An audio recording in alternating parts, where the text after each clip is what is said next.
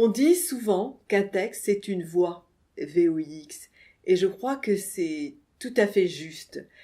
Mon principal souci, quand je commence un livre, c'est, comme un chanteur d'opéra, ou un chanteur tout simplement, de bien placer ma voix. Alors ça peut paraître étrange, mais j'entends ce que j'écris, et je sais que si on commence trop haut dans, le choix des mots, le rythme des phrases, la violence de la scène, il faut être très prudent parce qu'un livre, c'est quand même relativement long, même si ça ne fait que 90 pages, c'est quand même un, un texte beaucoup plus long qu'une nouvelle, et il va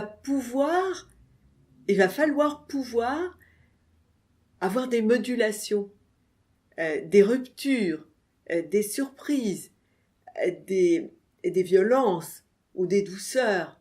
C'est comme les modulations qu'on voit sur les partitions, allegro vivace, moderato cantabile, etc., adagio.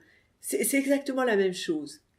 Et donc, il faut être extrêmement, je ne dirais pas précautionneux, mais circonspect, et bien calculer sa modulation des premières pages, son tempo aussi, le rythme, voyez-vous, et la façon dont on va faire basculer le lecteur dans un univers qui, après tout, n'est pas le sien. Il peut être sur une station de métro, sur la plage abandonnée, ou au contraire dans un calme, mais dans un environnement qui n'est absolument pas le vôtre. Et là, il va falloir arriver au partage.